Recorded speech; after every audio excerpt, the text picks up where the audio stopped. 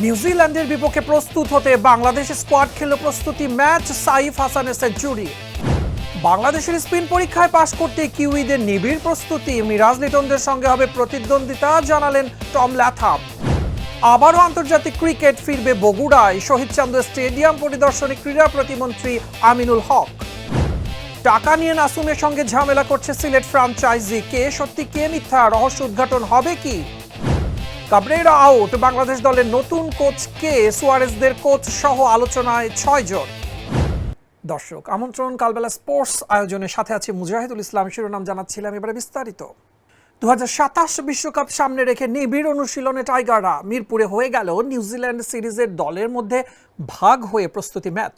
সেই ম্যাচে সেঞ্চুরি হাঁকিয়ে তাক লাগিয়েছেন ব্যাটার সাইফ হাসান। ভালো করেছেন অনেকেই, বাকিটা রিপোর্টে।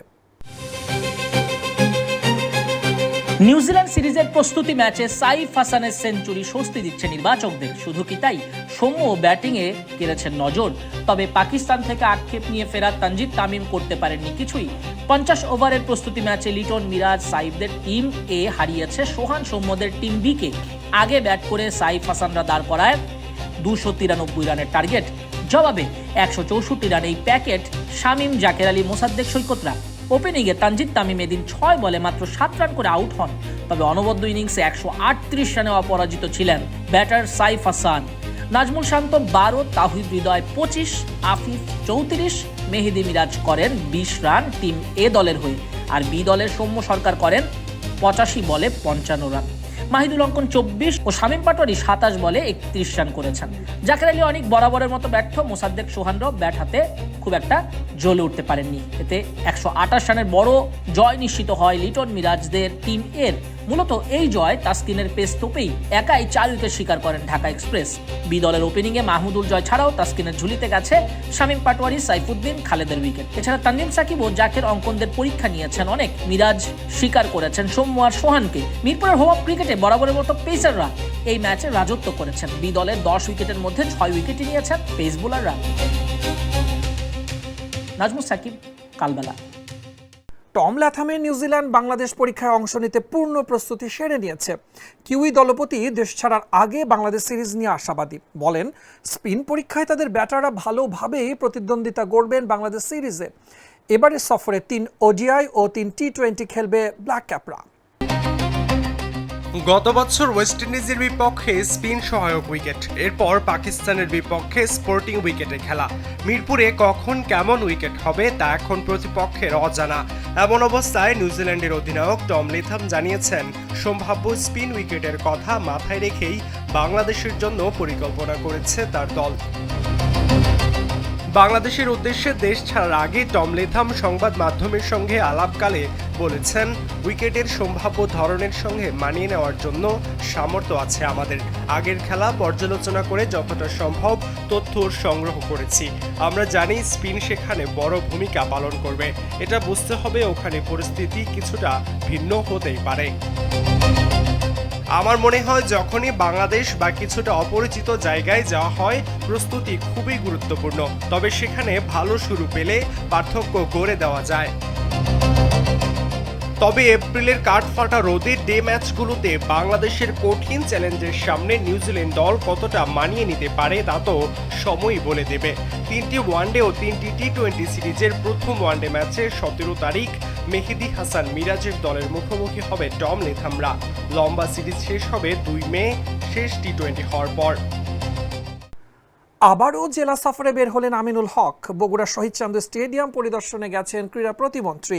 এ সময় পুরো স্টেডিয়াম প্রাঙ্গণ ঘুরে দেখেন মন্ত্রী। বগুড়ার এই স্টেডিয়ামকে আইসিসির স্ট্যান্ডার্ড অনুযায়ী ফের গড়ে তোলা হবে, ফেরানো হবে খেলা। এ সময় তামিম ইকবালের অ্যাডহক কমিটি নিয়েও প্রথমবার নিজের মতামত জানান আমিনুল হক। বিস্তারিত রিপোর্টে। বগুড়ার শহীদ চান্দু স্টেডিয়াম পরিদর্শনে গেছেন ক্রীড়া প্রতিমন্ত্রী আমিনুল হক। এ সময় পুরো স্টেডিয়াম প্রাঙ্গণ ঘুরে দেখেন মন্ত্রী। বগুড়ার এই স্টেডিয়ামকে আইসিসির স্ট্যান্ডার্ড অনুযায়ী পুনরুজ্জীবিত করার কথা ব্যক্ত করেছেন আমিনুল হক।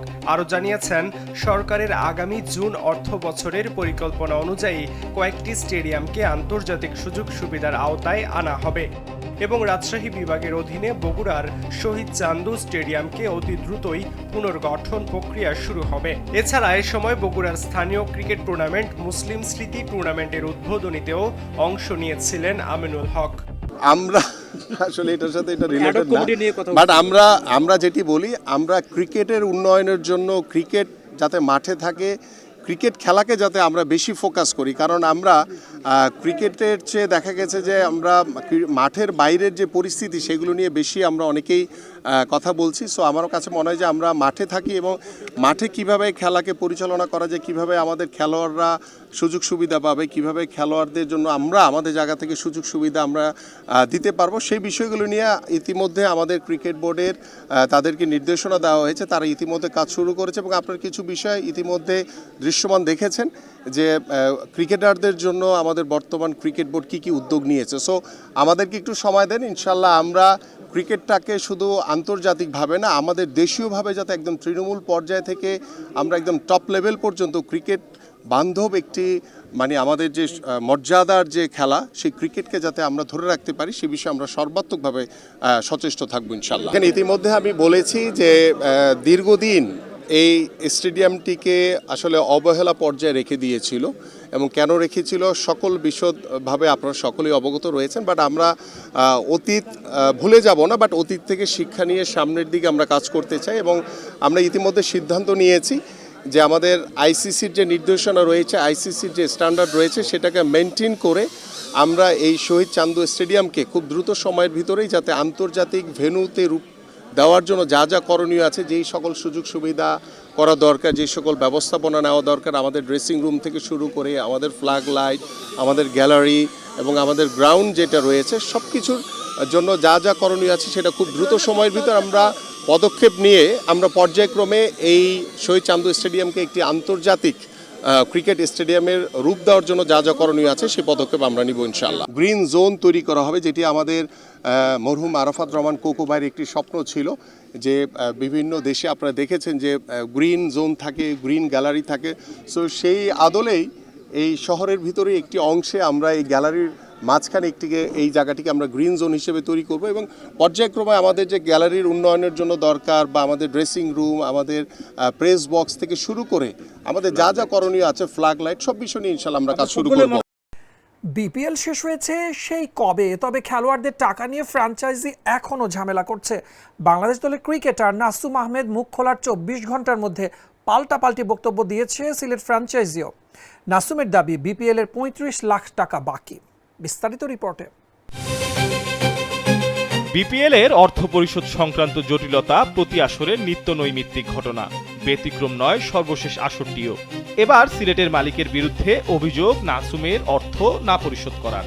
যদিও স্পষ্ট বিবৃতি দিয়ে সিলেট জানিয়েছে সব পেমেন্ট ইতিমধ্যেই পরিশোধ করেছে তারা। সিলেটের দাবি নাসুমের অনুরোধেই তার প্রাপ্য অর্থ পরিশোধ করা হয়েছে নগদে। ব্যাংকের মাধ্যমে না দেওয়ার জন্য অনুরোধ করেছিলেন নাসুম নিজেই। টুর্নামেন্ট চলাকালীন নিরাপত্তার খাতিরে অগ্রিম হিসেবে প্রদত্ত চেকগুলো অন্যান্য খেলোয়াড়রা পেমেন্ট বুঝে নিয়ে ফেরত দিলেও নাসুম আহমেদ তা এখনো ফেরত দেন।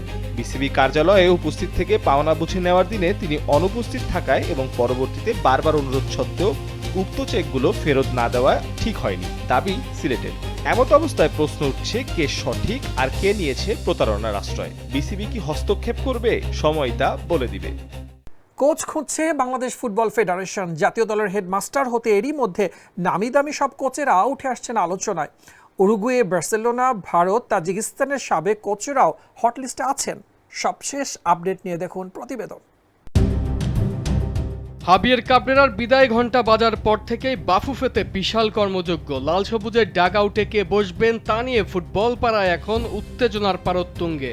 শোনা যাচ্ছে বেশ কয়েকজনের নাম, যাদের বেশিরভাগেরই রয়েছে লম্বা সময়ের অভিজ্ঞতা।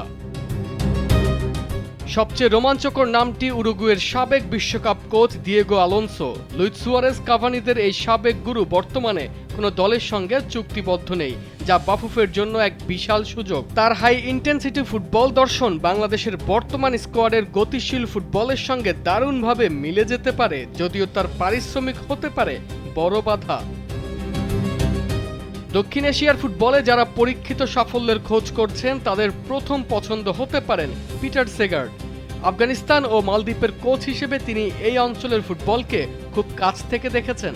মালদ্বীপকে সাফ চ্যাম্পিয়নশিপ জেতানো এবং সম্প্রতি তাজিকিস্তানের হয়ে এশিয়ান কাপে তার অবিশ্বাস্য সাফল্য তাকে ডাগ আউটে দৌড়ের সবচেয়ে বাস্তবসম্মত ও শক্তিশালী দাবিদার করে তুলেছে। একইভাবে আলোচনায় আছেন ইগর স্টিমাচ, যার ভারতের কোচ হিসেবে দীর্ঘ অভিজ্ঞতা বাংলাদেশের জন্য বড় সম্পদ হতে পারে। দক্ষিণ এশিয়ার কন্ডিশন এবং প্রতিপক্ষ দলগুলোর দুর্বলতা তার নখদর্পণে থাকায় তাকে নিয়োগ দেওয়ার সম্ভাবনাও উড়িয়ে দেয়া যাচ্ছে না। আধুনিক স্প্যানিশ ফুটবলের কৌশলী ছোঁয়া যদি বাফুফে চায়, তবে সার্জিও লোবেরা এবং আলেহান্দ্রো মেনেন্দেস হতে পারেন সেরা বিকল্প। বার্সেলোনা ইউথ টিম থেকে আসা লোবেরা ভারতের মোহনবাগানে যেভাবে সাফল্য পেয়েছেন, তাতে তার ট্যাকটিক্স ফুটবলারদের কৌশলী করে তুলবে। অন্যদিকে রিয়াল মাদ্রিদ ইউথ টিম ও ইস্ট বেঙ্গলের সাবেক কোচ মেনেন্দেস বর্তমানে ফ্রি এজেন্ট থাকায় তার নামটিও বেশ গুরুত্বের সঙ্গে বিবেচিত হচ্ছে। তবে ঘরের মাঠে কোচ হিসেবে সবচেয়ে সুবিধাজনক অবস্থানে আছেন পিটার বাটলার। বাংলাদেশের নারী দল ও এলিট একাডেমির সাফল্যের রূপকার হিসেবে তিনি ইতোমধ্যেই নিজের সামর্থ্যের প্রমাণ দিয়েছেন। এখন দেখার বিষয়, বাফুফে কি কোনো বিশ্বখ্যাত নামের পেছনে ছুটবে নাকি পরিচিত ট্যাকটিক্সেই ভরসা রাখবে। আরমান হাসান, কালবেলা। দর্শক, এই ছিল কালবেলা স্পোর্টস আয়োজনে। ধন্যবাদ এতক্ষণ কালবেলা স্পোর্টসের সাথে থাকার জন্য।